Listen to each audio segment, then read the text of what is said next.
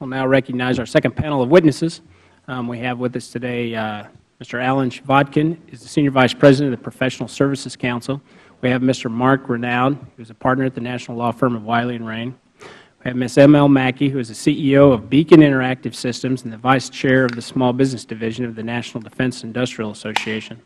And of all the businesses that raised this issue with our committee, Ms. Mackey was the only one that wanted to testify today. All the others cited fears of reprisals, so we thank you very much for coming, Ms. Mackey. We also have Lori Hollingsworth, who is the President of Asset Recovery Technologies Incorporated and is testifying on behalf of the U.S. Women's Chamber of Commerce. We have Ms. Marion Blakey, who is the President and Chief Executive Officer of the Aerospace Industries Association, and Mr. Brad Smith, who is a former Federal Election Commission Chairman and is Professor of Law at Capital University Law School. Pursuant to the committee rules, we have to swear in all of the witnesses, all of you today, so if you'll please stand and raise your right hand. Do you solemnly swear or affirm that the testimony you are about to give will be the truth, the whole truth, and nothing but the truth? Let the record reflect that all witnesses answered in the affirmative. Thank you very much. Please be seated. In order to allow time for discussion, I'd ask that you please limit your testimony to 5 minutes. But your entire written testimony will obviously be made a part of the record. And we'll start with you, Mr. Shvatkin. And again, I want to thank all of the witnesses for coming today. I appreciate it very much. I am looking forward to your testimony. But Mr. Shvatkin. Chairman Graves and Mr. Issa, members of the two committees, thank you for your invitation and the opportunity to testify at this joint hearing. So there's no mistake about it, the Professional Services Council is opposed to the draft executive order in its current form, and we hope that it will not be issued. Political contributions currently are not and should not be disclosed as part of the bidding and source selection process for Federal contract awards. Yet the draft executive order takes the ill-conceived approach of injecting that very information into the contracting process, forcing all bidders for Federal contracts to collect and disclose that information as part of their bid. Furthermore, only those competing for Federal contracts are covered by this draft order. We are not aware of any action that has been taken elsewhere to cover other entities, or even the Federal employees who are source decision makers for those Federal procurements. Singling out Federal contractors adds its own political tinge to the draft order. The first paragraph of Section 1 of the draft order spells out the policy foundation. We fully endorse those statements. They spell out a necessary and appropriate requirement that is, and in our view must be, at the very heart of the Federal contracting process. Today, no information about campaign contributions or other political activity is ever asked to be presented to a contracting officer or other source selection official. I doubt that any procurement official has done her own research into publicly available campaign contributions to aid them in their source selection. But if there is that concern, rather than insulating contracting officers from this tainted information, this draft order requires every bidder for a Federal contract to affirmatively disclose that information, and further provides that making the required disclosure is a condition of award. For us, this is not a question of disclosure of political contributions. It is a question of the linkage to the Federal procurement process. The first paragraph of Section 2 of the draft order requires a certification that disclosure of this information has been made, and the FAR Council is given authority to establish the manner in which that certification is made. It is not clear whether the draft order also gives the FAR Council the flexibility to determine the nature of the certification required. Certifications have special importance in the Federal procurement system. Typically and ideally, where they are required, they should be made subject to the certifier's best knowledge and belief, where the contractor is dependent on obtaining information from others in order to make the necessary certification. Second, there should be some method for the bidder to be able to identify areas outside the contractor's control where the certification cannot be made, such as when a contributor refuses to provide the relevant information to a bidding entity. Section 2 of the order also requires the disclosure of two types of contributions. The first is contributions to Federal candidates. Like the discussion, while that is publicly available, today companies are not now required to collect this information. Once the contributions are made, it is the recipient of the contribution that makes the disclosure, not these companies. We also have concerns about the threshold that has been established because the bidder still has to collect the information in order to know whether the aggregate exceeds the $5,000 threshold in the executive order. The Second type of contribution to third-party entities with the intent or reasonable expectation that those parties would use the contribution to make independent expenditures. None of these contributions have been, as discussed today, are now subject to reporting. Yet the draft order uses an undefined standard of reasonable expectation, whose interpretation may vary, thus undercutting the value of the information. Further, by adding a requirement that the bidder ascertain from the contributor whether she was aware of the intent of the third party or had reasonable expectation of the likely use of the contribution, the bidding entity would have to further pry into the contributor's knowledge of the actions of the third-party recipient. Where the reporting requirements are not duplicative of existing reporting requirements, they would still impose a heavy information collection and compliance burden on contractors that does not exist today. PSC is opposed to this draft order and recommends that it not be issued. This type of political information has been intentionally kept out of source selection to ensure a merit-based evaluation and award process, but the order would make its disclosure a condition of award. While the purpose of this order is to prevent pay-to-play contracting seen in some State procurement environments, the result will be to create the very pay-to-play environment on the Federal level where none exists today.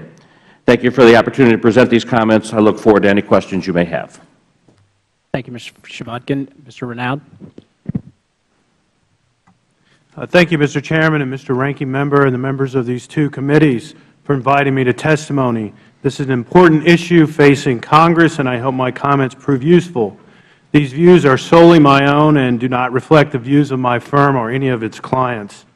In short, there is simply no connection between the political information sought by the President's draft executive order and the contracting process, no corruption to be remedied, and no need to burden on core First Amendment rights of speech and association. Among other things, under current campaign finance law, employees and PACs of government contractors are subject to the same contribution limits as other contributors, and their contributions are fully reported. As just mentioned, businesses currently are not required to collect or report their employees' contributions and are advised against it. All contributions are voluntary. The President's draft EO is styled as a pay-to-play law, laws that stop the giving of contributions for the receipt of contracts. But terminology alone is insufficient. I have extensive experience working on compliance issues related to Federal, State, and local pay-to-play laws. Many of these laws suffer from the same infirmities as this draft EO. Here, there is no evidence of corruption from campaign activity in the Federal contracting process. Maybe in New Jersey and Connecticut in the past, but not here. The nexus, then, between the contracting process and the contributions is created solely by this draft EO and its supporters, because Federal acquisition officers, as we have just heard today, are insulated from the campaign system as they ought to be. The connection put forward pollutes the marketplace of ideas with this idea of corruption. Because there is no nexus, the draft EO is unlike pay-to-play regimes that target elected officials and their political cronies who are thoroughly and unavoidably involved in the procurement process. The draft EO also reaches beyond contributions to independent expenditures, which no other pay-to-play regime does directly, save the rules of the Nebraska Lottery Commission. The Supreme Court has reminded us frequently that independent expenditures do not cause corruption or the appearance of corruption. The Securities and Exchange Commission, in its recent rigorous pay-to-play rulemaking, fully disclaimed affecting independent expenditures. The draft EO, unlike any other pay-to-play system, also targets grassroots lobbying in the form of electioneering communications. Because of its inclusion in the contracting process, that's the key, inclusion in the process, the disclosures under the draft EO will have a negative effect on corporate and personal political activities of those covered. Because of uncertainty about how the information will be used, the contractors will rationally move to eliminate any activity that might make them less competitive. The disclosures also will politicize the employer-employee relationship with officers, especially for small businesses who may not be able to afford parallel compliance systems that many large corporations use, forcing subordinate officers to report political activity to their superiors and fear for the consequences. The vagueness of the draft EO exacerbates this chilling effect. The FAR Council is tasked with providing guidance, but campaign finance is not its core competency, and it will be undertaking this task on an accelerated basis during the presidential election cycle. With vagueness, an ever larger group of persons will curtail an even wider set of activities. In closing, I leave you with a sample of the burdens imposed. Contractors must report contributions made to third parties with the intention or reasonable expectation that the parties will use the contributions for independent expenditures or electioneering communications. This is a precursor to an unending number of disputes over contribution certifications. With hindsight, competing and losing bidders will be able to protest awards based upon donations, perhaps even trade association dues, paid by the bidder but not reported, given the intention or reasonable expectation of the bidder at the time. And some think that there will be no chilling here. Thank you. I am happy to answer any questions you might have. Thank you. Ms. Mackey. Good afternoon. I'm speaking to you today in my capacity as Vice Chair, National Defense Industrial Association, Small Business Division Legislative Affairs Committee, and as the CEO and co-founder of Beacon Interactive Systems. NDIA membership is composed of over 90,000 individual members and 1,700 corporate members, over half of which are small businesses. Beacon Interactive Systems is a 17-year-old small business that for the past 9 years has been a Federal contractor, actively developing and delivering innovative technology and cost savings to the Department of Defense. In terms of today's discussion, the contribution that I can make is to describe the potential impact of this proposed executive order on small businesses that actively engage in the Federal procurement process. The intent of ensuring that campaign contributions do not unduly influence the award of Federal contracts is laudable. Unfortunately, the approach taken by this proposed order could have serious negative consequences on business, especially small business. The order presents 5 areas of significant concern. First, it politicizes the Federal procurement process, which by all accounts should be completely independent and transparent. Secondly, it puts company management in the distasteful position of invading the privacy of their senior management by requiring disclosure of their personal political contributions. Thirdly, this proposed executive order could have the effect of silencing the voice of small businesses who might, in an effort to mitigate potential contracting risk, no longer be comfortable making the grassroots contributions to advocate for the issues that are important to them. Fourth, small business may decide that the operating under the proposed order is not worth the effort of doing business with the Federal Government. And fifth, this order will increase the reporting burden on small business and contracting officers, which in turn increases costs and further prolongs an already lengthy procurement process. None of these consequences are acceptable. Let me expand on some of these challenges. It is imperative in the realm of government contracting that small businesses be able to operate on a level playing field. In order for small businesses to compete effectively, proposals must be evaluated in an open and consistent manner with a laser focus on 3 main factors: technical merit, cost competitiveness, and past performance history. The proposed disclosures will now shine a spotlight on a company's political contributions. At the end of a lengthy, rigorous, and often convoluted evaluation process, small business owners will be required to provide contracting officers with a detailed record of a company's political expenditures.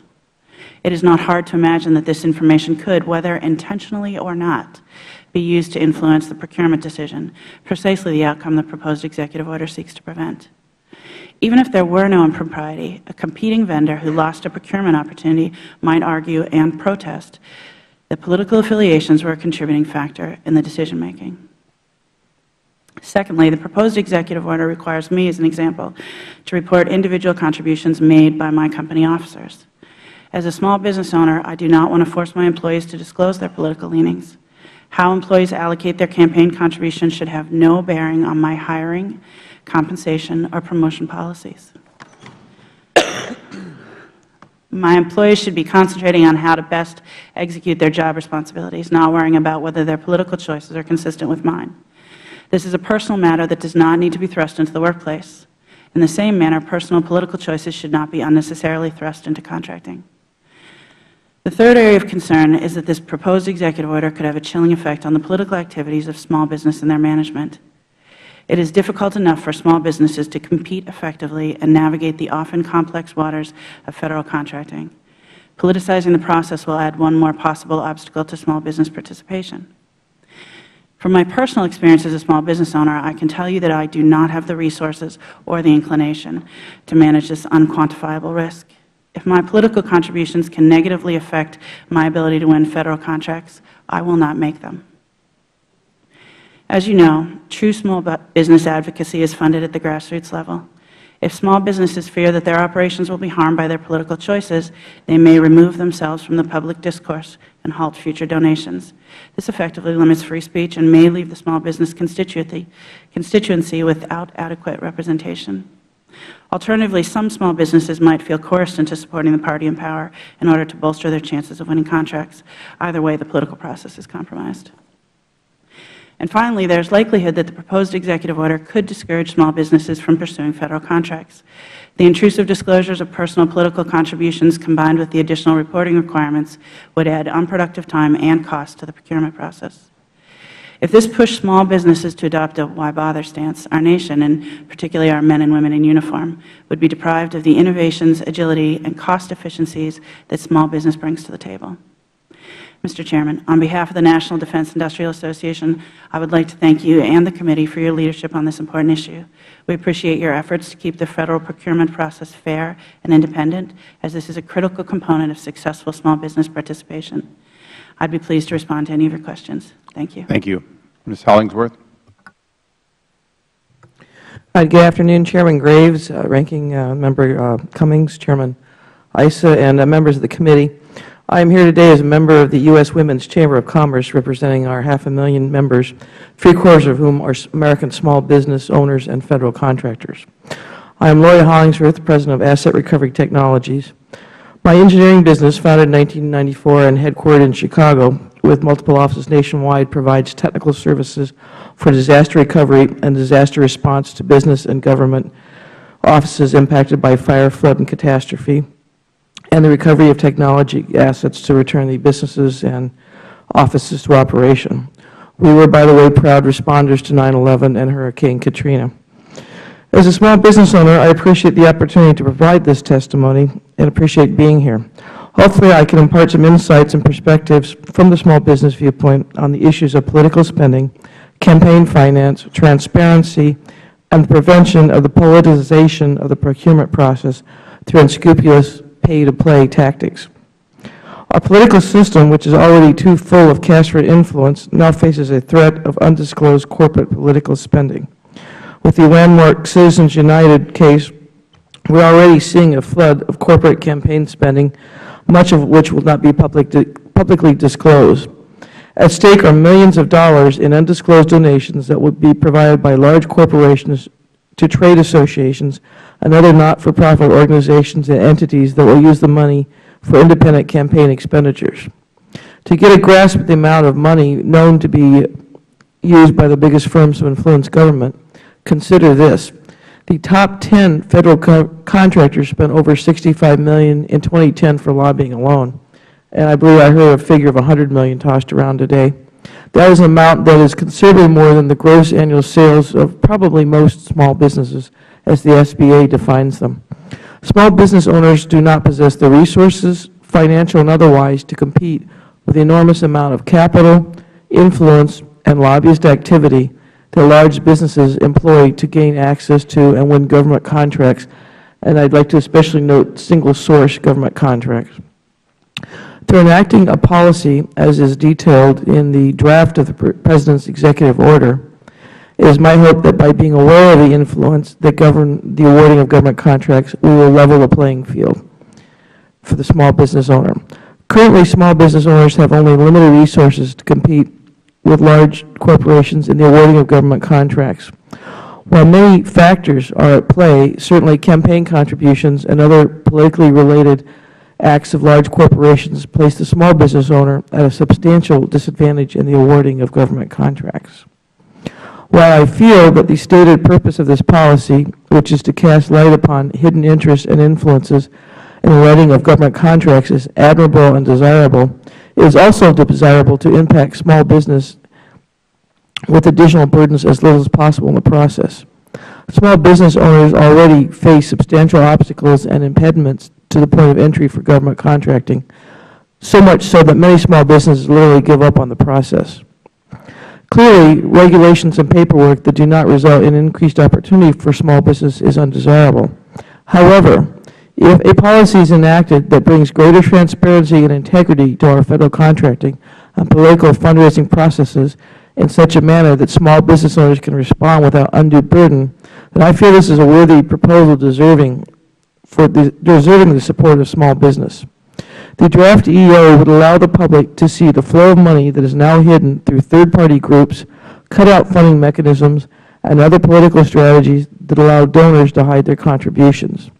Rather than hurting small business by politicizing the process, it is very likely this much-needed transparency will depoliticize the process, help to prevent pay-to-play schemes, and assure small businesses compete fairly. Public scrutiny will prevent contractors from using their taxpayer-funded deep pockets to secure an unwarranted advantage in the government procurement process. I believe certain steps can be taken to improve the draft executive order, including raising the disclosure threshold and or establishing a contract size, assuring that the rules and regulations developed to support the proposal provide easy, clear steps for compliance. In short, the right sort of rules will allow small business, in many cases, to be exempt from what is allegedly an onerous burden to comply with this Act. I appreciate your time here today, and I would be happy to answer any questions. Thank you. Thank you. Ms. Blakely. Thank you, Chairman Issa, Congressman Cummings, Congresswoman Elmas. I'm delighted to be here testifying today. My name is Marion Blakey, and I'm the President and CEO of the Aerospace Industries Association. I'm here representing the 345 member companies of aerospace and defense industry and their 800,000 U.S. workers. We want to express our grave concerns about the provisions contained in the draft executive order regarding political contributions. Through our member companies, we represent thousands of small businesses across the nation, and I am particularly offering their voice today. As written, the draft EO would, for the first time, introduce political contributions into the government contracting process. It's unclear how that information will be used by a contracting officer in the source selection process. This creates the possibility that donations to a particular political party or candidate would be a consideration when evaluating contract proposals, whether specifically intended or not. This also might have the unfortunate consequence of contributing to the belief among some that particular political contributions are a requirement for winning contracts. Political contributions should never be considered by any procurement officer when making a decision to either award or deny a contract to an entity. In order to comply with this executive order, any company bidding on the Federal contract would have to develop, implement, and maintain a system to track and record all personal political contributions, to include retroactive contributions upon implementation. This will also result in an additional cost burden that in most cases will be reflected in higher contractor overhead rates. This is particularly challenging for small companies, such as those in the extensive aerospace supplier base, who don't have a large corporate infrastructure to meet new Federal mandates. Furthermore, the certification requirement places an undue risk on small companies in the event that any of their directors, officers, affiliates, subsidiaries would perhaps provide inaccurate or even incomplete information. If the company's submission for the contract contains a list of donors that's incomplete, even though the company tried fully to comply, they may find themselves in an expensive legal proceeding for violation of both Title 18 and Title 31 of the U.S. Code for making false claims or statements. Smaller companies that can't afford to defend themselves in these situations may instead opt to avoid government contracting altogether. The resulting impact is not necessarily restricted to small companies. The imposition of disclosure and certification requirement would also result in large and medium-sized commercial businesses opting out of selling to the Federal Government, potentially leaving the Government without access to technologies and services necessary for its mission. This is a real liability in the aerospace and defense arena, where our defense industrial base has shrunk, and there may be only one or two suppliers for a particular technology critical to protecting our fighting men and women. Requirements already exist, as has been pointed out, to ensure transparency of political contributions. Those requirements apply evenly across the board for all individuals and organizations that make political contributions. AIA and its member companies support efforts to ensure there is greater transparency and accountability in the Federal contracting arena. However, we do not support actions which would introduce politics into that arena, increase the regulatory burden and risk for companies, or infringe upon the constitutional rights of a particular segment of corporate citizenry. As I stated earlier, political contributions should never be considered by any procurement officer when making a decision to either award or deny a contract to any entity. Not levying this requirement on companies to report such contributions to the procurement officer is one important way to safeguard against the risk that any such consideration would ever be given. Thank you very much. Thank you. And now for the only person who has the expertise our previous panel did not show, Mr. Smith. Thank you, Mr. Chairman. First, I will note that you took, and thank you, Ranking Member, as well. I'm sorry. And I want to note first that I know you took some flack for having an unbalanced panel. Fred Wertheimer, who has left and is undoubtedly out issuing a press release now, has said that he's never seen such an unbalanced panel, and I just thought I'd mention that I've been on many of those in the last 4 years, usually as the minority witness. So in any case, I appreciate your having this hearing today. Whenever we get to the regulation of speech, we find that we talk immediately about constitutional issues. And in interpreting the Constitution, the Supreme Court, it's very clear, has granted quite a bit of leeway to regulating disclosure laws relating to campaigns. It has given the government quite a bit of leeway to regulate in the area of disclosure. However, as Mr. Gordon eventually conceded in the last panel, transparency is not an unequivocal good in all circumstances at all times. And in fact, the Supreme Court has never blessed everything that's labeled as campaign finance disclosure, and the Supreme Court has never blessed this particular kind of disclosure that is proposed in this draft order. Just to give a quick rundown, for example, in Thomas v. Cullins, the Supreme Court held that labor organizers don't have to identify themselves. They can do that anonymously. In Talley v. California, the Supreme Court held that picketers and boycotters, such as people who might want to boycott, say, the Koch brothers or Target, don't have to identify themselves. They can do that anonymously. In Watchtower Bible and Tract Society versus Village of Stratton, the Supreme Court said that people going door to door don't have to identify themselves, such as, for example, maybe people working for Organizing for America. They could do that anonymously. In McIntyre versus Ohio Elections Commission, the Supreme Court held directly that individuals cannot be required to report small levels of political activity to the government, which is what this draft order would require to be done through an indirect process. And of course, in NAACP versus Alabama and a series of other decisions, the Supreme Court held that membership organizations, at least those at a minimum that had legitimate fears of harassment and retaliation, could not be required to disclose their members to the government. So the Court has not, as a constitutional matter, generally approved all disclosure. When it has approved disclosure, it has done so for political committees or where there is no vagueness, that is, it has required a bright-line test. It goes without saying that we are not dealing with political committees here, so the question is there a bright line? I don't think this meets this test as set forth in Buckley v. Vallejo and other cases. I won't go into the details, other than to say that terms such as intention or reasonable expectation that funds you gave to somebody 2 years ago were going to be used for some type of political activity are, I think, very vague terms. Other terms that could be vague: officers, how far down does it go, subsidiaries that are under control of a company or other organizations under control of a company. Indeed, even terms such as independent expenditure and electioneering communications are malleable. That is, they have meanings for election law specialists, but it's not at all clear that they have meanings for Federal compliance officers, and I doubt that most officers working there would have expertise in that area or know the relevant judicial precedents. Further, the government has to have a compelling government interest.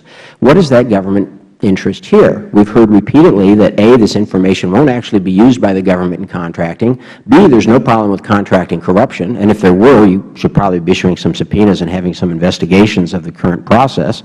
We're told, it's been pointed out, that most of this activity is already disclosed. What's not disclosed are contributions by contractors that would go to a third party that might spend them for political activity, but they're not designated for political activity. We've never seen something like that required and approved by the Court before. This is what we call at the Center for Competitive Politics, which I should note I also run. We call this junk disclosure. It basically just duplicates. It requires extra forms, extra reporting. It may create different standards for different people. And indeed, there's quite a bit of growing evidence that this does not increase public confidence in government. Studies by Nate Persily of Columbia, Kelly Lamy of the University of Pennsylvania, Jeffrey Milo of the University of Missouri have shown that excessive disclosure often, in fact, decreases public confidence in government. Here you would have the presumption out there that, here's disclosure, and here, here's the contract, and people are going to draw the connection. You have to give to get the contract. What is a contractor going to think 6 years from now? Somebody who's not in business today, and he sits down to bid on his first government contract, and there he sees, who have you given your major political contributions to? So I don't see this reducing or, increasing public confidence in government. And I think we should recognize that the possibilities for retaliation that have made the Supreme Court hesitant are very real. We know of the Nixon enemies list. We know of the K Street project. We know that during the Clinton administration there was concern that trips on international business trips were being sold to donors. And the answer to that was not to require more disclosure, not to say, tell us all this stuff. It was to say, you cannot consider that, you cannot put that in your application. And I think that's the way that this should be dealt with here. Thank you. Thank you. I'd recognize myself for 5 minutes. Ms. Hollingsworth, are you concerned that the disclosure nowhere in the draft executive order would cause the unions of companies who are contractors to be disclosed, meaning that let's just assume for a moment that all contractors gave all their money to Republicans and all unions gave all their money to Democrats? Are you concerned you'd be seeing only half of the contributions? Well, I just assume that's actually the case today, though. Now, of course, both sides have some crossover, but I said assume for a moment just because you obviously, the truth is there is a leaning, about 90% of union money goes to the President's party. But that's not disclosed. Does it concern you that that 90-10 ratio historically would not be disclosed? And more importantly, a specific independent activity of millions of dollars of union money in some independent way would not be disclosed, even if it's to further the contract of one of your large competitors, Boeing or somebody of that sort? Because you talked about small business being impacted. Isn't small business disproportionately not union? Large businesses comparatively highly union, and wouldn't that non-disclosure be of concern to you? Well, I think to answer the question somewhat similar to the gentleman before me from the OMB. You mean evasively? Excuse me, sir? Well, evasive. That's how the gentleman from OMB was. He could answer yes to the minority, and he could answer I'm not qualified to answer pretty consistently to the majority. Are you going to be more specific? Do you believe there is a concern because the draft executive order completely exempts unions using their collected dues, involuntarily collected, where that money goes? Do you have a concern, please, yes or no? That sounds kind of like, have I quit beating my dog, yes or no? But to answer that, the answer is no, I don't. Okay, you're not concerned. Mr. Smith, because you came out of, among other things, the time at the FEC, does the FEC operate, to your best of your knowledge, under any executive orders? As an independent agency, generally the FEC is not bound by executive orders. Right. So if I understand correctly, the Federal Elections Commission was created by Congress under a law, and periodically new laws have been passed that set guidance and then empower the Federal Election Commission to set rulemaking after those are passed, including even rules by the House and the Senate that you then act on. Isn't that true? Yes, and a crucial point of that is that the FEC has a bipartisan makeup. That is, no one party can control that rulemaking process or the prosecutions under it. You always have to have bipartisan. So wouldn't this executive order essentially circumvent that and create a new entity that is not bipartisan, that in fact is inherently partisan? It goes to one party's control or another, depending upon who wins the presidential election? That could certainly be an appearance that many people would draw. Well, I'm not trying to be argumentative, but that's a yes. Thank you. Ms. Blakely, you heard my earlier question to Ms. Hollingsworth. Are you concerned that, in fact, there would be a disparity between union and non-union companies' ability to make undisclosed contributions because of their union activities, which are not covered in this? I think our feeling is that you have to have real parity and real equity across all entities involved in the political process. Our big concern is there simply should be no link between the political contributions and the Federal contracting process that's making a false link, and it is something that really introduced politicization where it should never be. Ms. Mackey, you've been very courageous.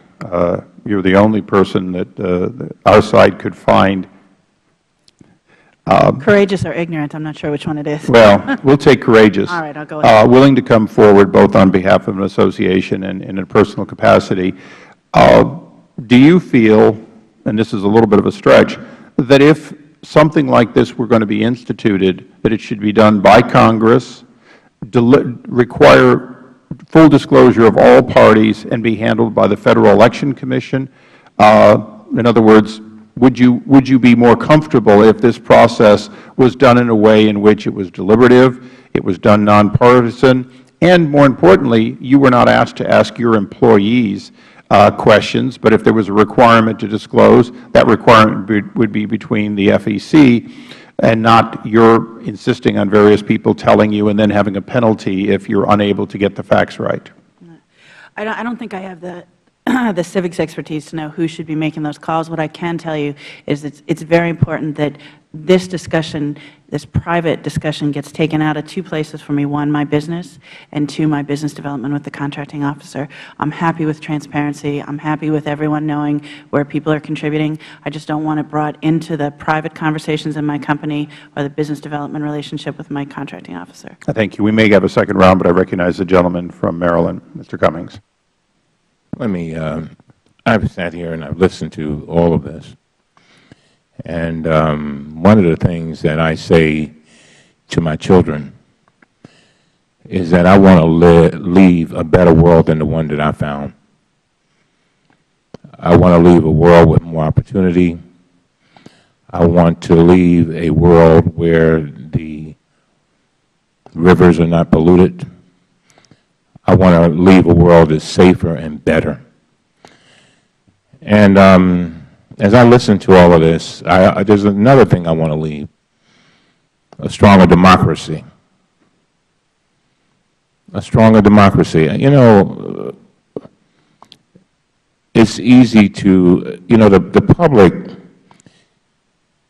is in a position now, the general public is saying they want more disclosure. They want to know what's going on. You know why? Because they don't feel like they have a chance, period. Ms. Hollingsworth, I heard what you said, and there are a lot of small business folk like you. Mr. Smith, you talked about Mr. Wertheimer. It would have been nice to have him here. I'm sure you would agree with that.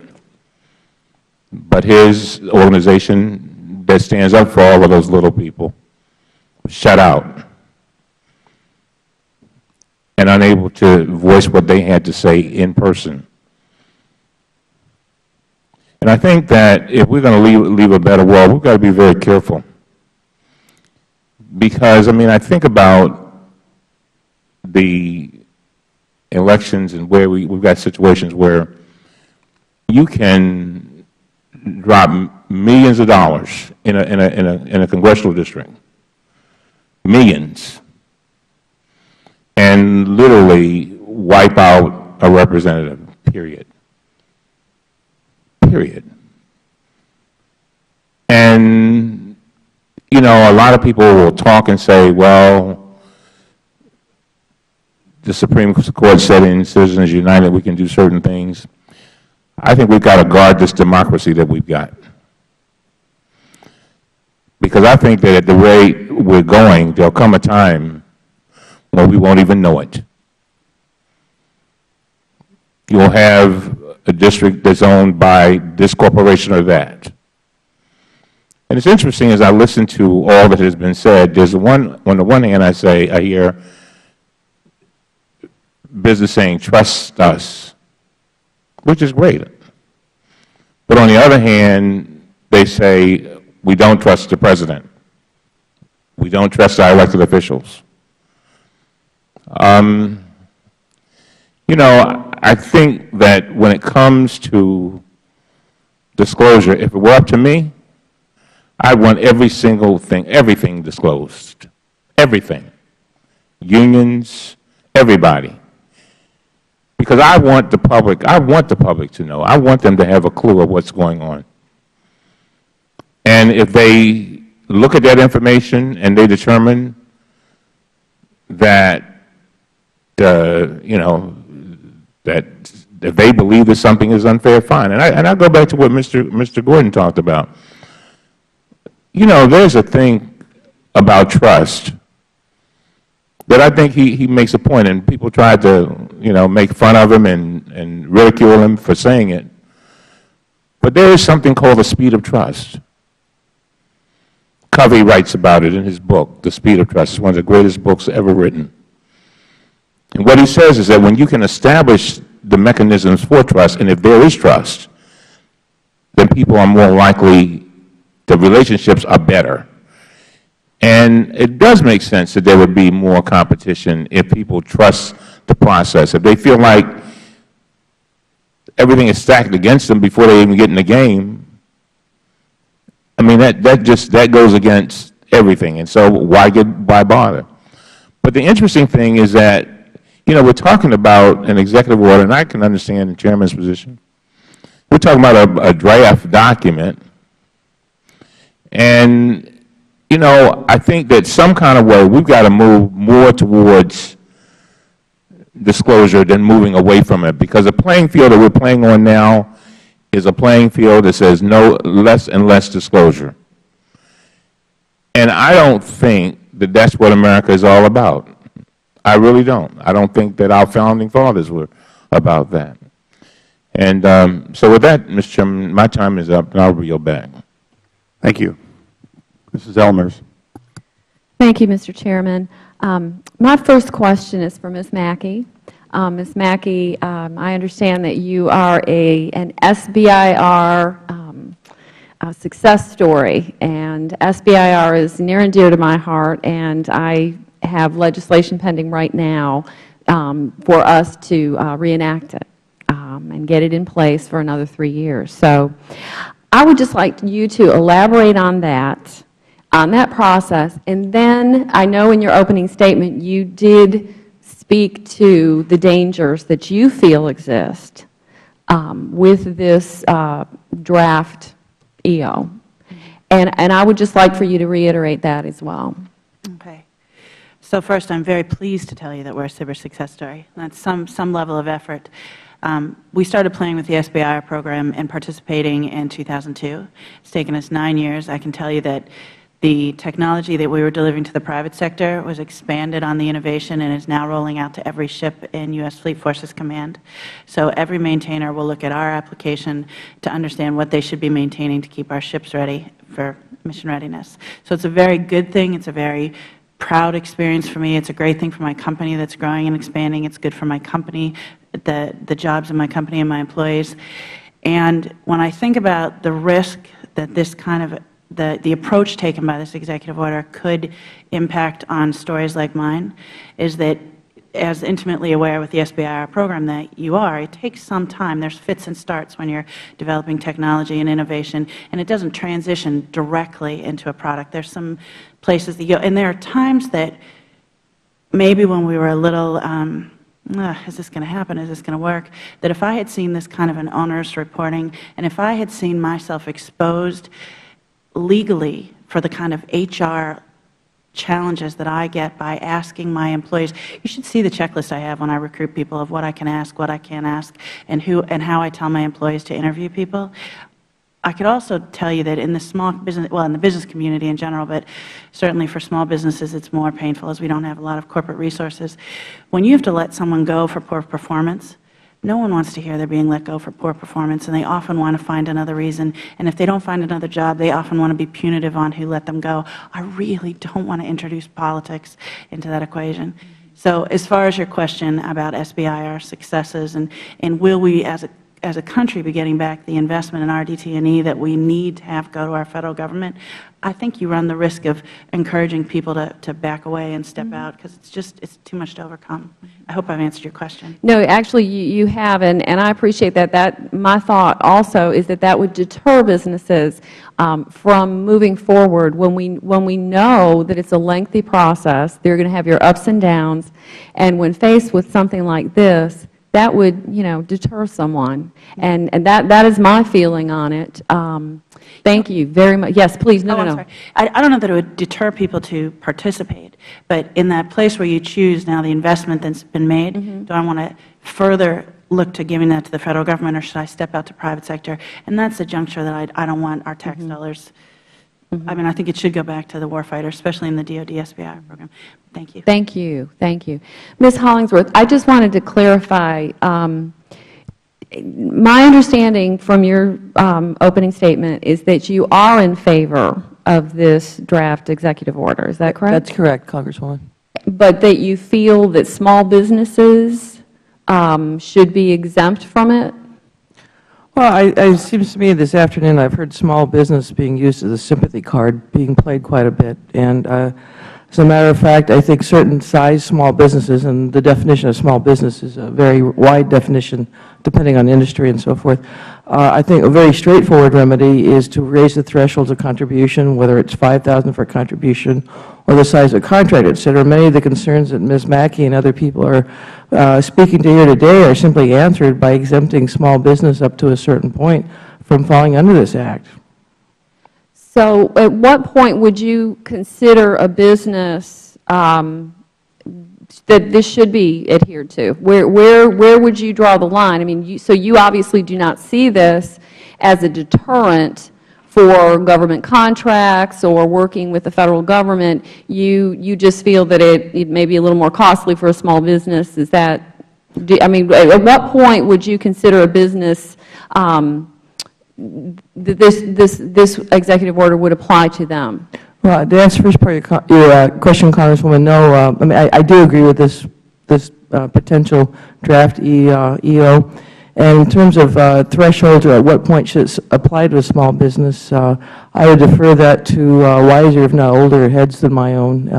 Certainly people familiar with the government contract process know the size of businesses that might fall under certain categories. So I don't have a concrete opinion for you, but I do believe that we can kind of take out the tiers aspect of this for small business by some simple thresholds, similar to thresholds that are in place for small business in other arenas.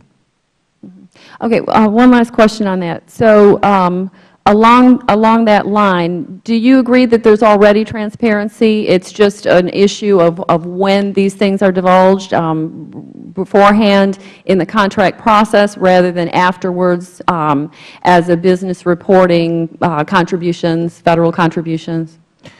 Well, again, I'm an engineer, not a constitutional lawyer, as we've heard that excuse many times a day. So I can't pretend to be a complete expert about that. From what I understand so far, is the disclosure and the transparency is incomplete and lacking. I don't feel it's complete yet, and I do feel the parameters that have been discussed in this draft EO would shed additional sunlight, and I do think that is needed. Because it would be beforehand rather than after an award of a contract? I think in general that the public could look at what influences are coming to bear, particularly on single source contracting, which is something that has been jumped over constantly here today.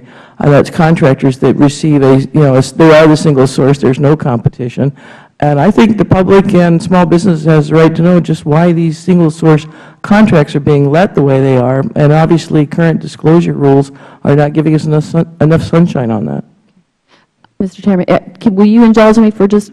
Okay, wonderful. Mr. Smith, I have a question for you. My understanding is that the order requires information to be retroactive for the past 2 years. Could this be used? I mean, could this information not be used politically in a campaign? For instance, we have the 2012 election coming up. Could this information not be used against those running for office as to who's contributing to their campaigns and possible affiliations? I think, of course, it could, and to some extent that's what I meant when I said earlier that we call this junk disclosure. That is, in some ways, it's more misleading to the public than leading. They're going to say, you know, here's the contract, here's the donation. They're going to assume a connection there.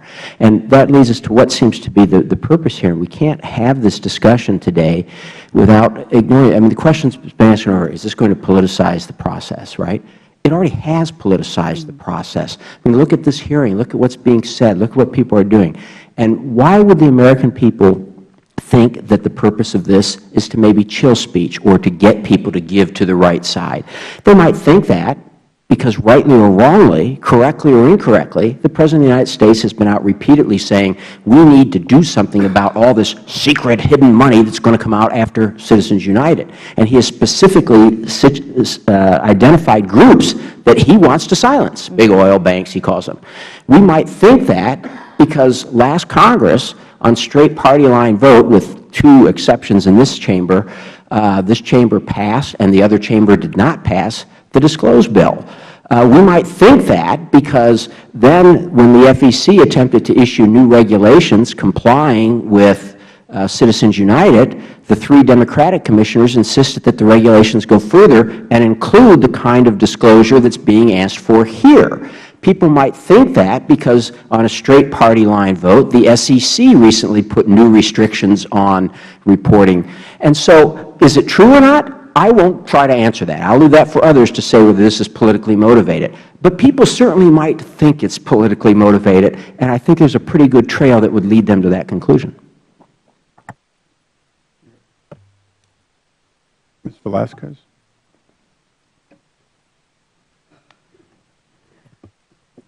I'm sorry that I wasn't here for your testimony, but I was in a full committee markup on financial services, and I had an amendment. It was brilliant.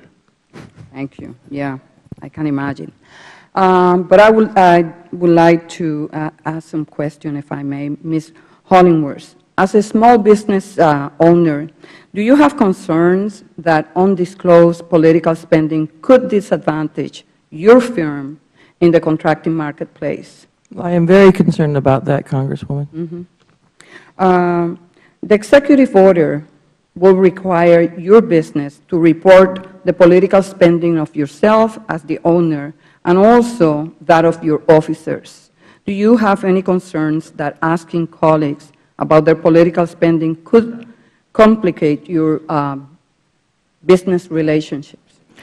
Congresswoman, I think one remedy to that would be to use either third party or, in the case of a very small business, the bookkeeper accountant who is already privy to such things as compensation, perhaps special medical issues, et cetera, and insurance. I would designate a person with confidence to, as a third party or entity, if you will, to take that information, pass it along without it ever coming to my eyes. And I would think that small, even much larger, but still small business in mind could easily implement something like that. Okay.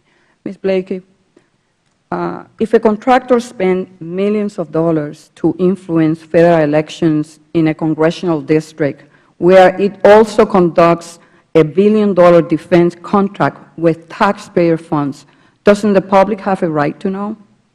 The contractor, of course, does disclose all contributions. So that information is out there in front of the public.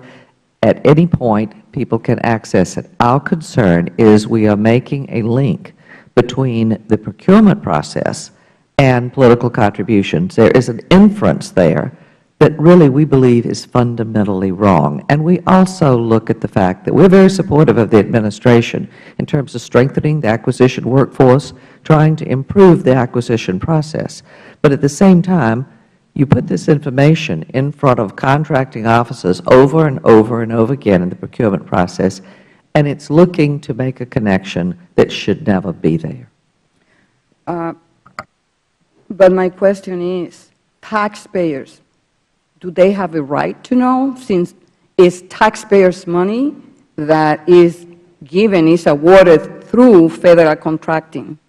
Taxpayers can go anytime they choose to and go to the information that is publicly available, and they can choose to look up anything they want. Is that a yes or no answer? The information is there. The public should know and should have a right to know. The public can know and does know. Taxpayers. Yes, the public can know and should know. Thank you. Mr. Smith, you have noted that this executive order will chill free speech. Could you explain how this order will legally limit the amount of contributions that Federal contractors could give to any political campaign or organization at any time? Sure. This illustrates one of the problems here and one of the issues of vagueness and chilling. For example, right now, Federal contractors do not make any contributions to political campaigns. It is illegal for them to do that. If they're doing that, they're violating the law and they can be prosecuted. What we're talking about here is Federal contractors who might give money to a trade association, which then might spend money on independent expenditures down the road. And we're going to say that that should be held responsible, and the company has to report that kind of information. Now, how would that chill companies? Well, but there is nothing that legally will prohibit them from writing contributions to. That's right. But the question you asked then was, how will it chill them from doing that? And it will chill them because if people feel they're likely to be retaliated against, that is, government has tremendous power, somebody who is bidding on contracts. Mr. Smith, you're changing my question. My question is, if legally they cannot. My answer is, legally they already cannot make contributions, which was your question, and legally they will still be able to do independent spending through others, but your question was, how will it chill them, which is different from what they can legally do. Mr. Smith, I don't think you understand my question. How would it limit the freedom of an organization to give how much it wants, to whom it wants, when it wants? It wouldn't, would it, legally? Legally, the answer is no. I thank the gentleman, thank the gentlelady. You've all been very generous with your time. I realize the hour is late. What I would ask, since we had so many members who had questions and had other obligations, would each of you be willing to answer additional questions put by both sides? Okay. We're going to leave the record. If I may say so, I will be leaving the country in 2 days for a month. I would be delighted to answer questions. Are you fleeing the country or get away from our questions? I'm fleeing the country, and I would be delighted to answer questions if I could have an extension. You know, this committee has a long history working on people fleeing the country not to answer our questions. But we will try to get the questions to you immediately. But I appreciate that. We're going to leave the record open for 7 days. If we see a need for an extension, the ranking member and I can extend. But I think it's important. Your testimony was very good, and the questions were good, but I don't think we got enough of them. So with your indulgence, we'll do that. And with that, we stand adjourned.